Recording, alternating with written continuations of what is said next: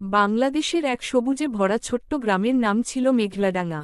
গ্রামের চারদিকে ছিল সবুজ ধানক্ষেত, বড় বড় গাছ আর মাঝখান দিয়ে বয়ে যেত একটি ছোট নদী। সেই সুন্দর গ্রামেই থাকত এক মেয়ে, তার নাম ছিল মায়া। মায়া ছিল খুবই শান্ত, ভদ্র আর স্বপ্নবাজ মেয়ে। তার বাবা রহিম আলী ছিলেন একজন কৃষক আর মা সালমা বেগম ছিলেন গৃহিণী। তাদের বাড়ি ছিল খুব সাধারণ, কিন্তু ভালোবাসায় ভরা। মায়া ছোট থেকেই পড়াশোনা করতে খুব ভালোবাসত। প্রতিদিন সকালে সে স্কুলে যেত আর মন দিয়ে পড়াশোনা করত। গ্রামের অন্য অনেক মেয়েরা ছোটবেলাতেই পড়াশোনা ছেড়ে দিত। কেউ কেউ বাড়ির কাজে ব্যস্ত হয়ে পড়ত।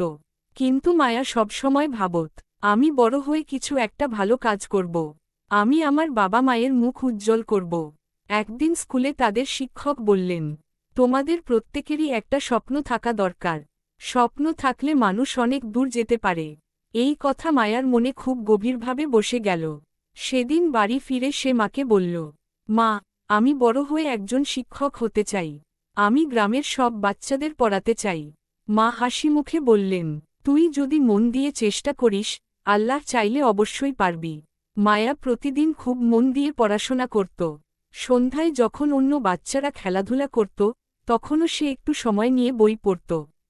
তার বাবা মাঝে মাঝে বলতেন, মা, এত পড়াশোনা করিস কেন?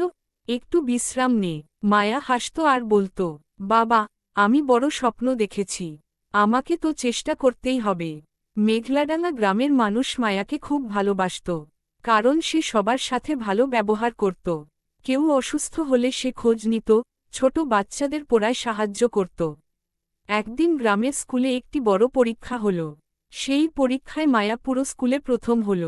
খবরটা শুনে তার বাবা মা খুব খুশি হলেন। গ্রামের মানুষও তাকে অভিনন্দন জানাল। স্কুলের প্রধান শিক্ষক তাকে ডেকে বললেন, মায়া, তুমি খুব মেধাবী মেয়ে। তোমাকে আরও পড়াশোনা করতে হবে। তুমি একদিন অনেক বড় মানুষ হবে। এই কথা শুনে মায়ার চোখে আনন্দের জল চলে এল। কিছু বছর পরে মায়া কলেজে ভর্তি হল। পড়াশোনার জন্য তাকে অনেক কষ্ট করতে হয়েছে। কখনো কখনো বই কেনার টাকাও থাকত না, কিন্তু সে কখনো হাল ছাড়েনি। একদিন সে ভাবল, কষ্ট যতই হোক, আমাকে এগিয়ে যেতে হবে। কারণ আমার স্বপ্ন শুধু আমার জন্য নয়, আমার পরিবারের জন্য। অবশেষে অনেক পরিশ্রমের পরে মায়া পড়াশোনা শেষ করল এবং সত্যিই একজন শিক্ষক হল। কয়েক বছর পরে সে আবার ফিরে এল তার প্রিয় গ্রাম মেঘলাডাঙ্গাতে। গ্রামের স্কুলে সে শিক্ষক হিসেবে যোগ দিল। এখন সে ছোট ছোট বাচ্চাদের পড়ায়।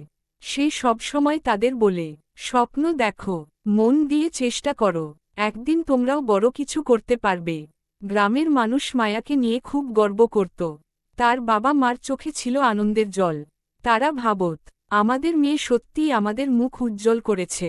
মেঘলাডাঙ্গার সেই ছোট্ট মেয়েটি আজ অনেক বাচ্চার অনুপ্রেরণা হয়ে উঠেছে।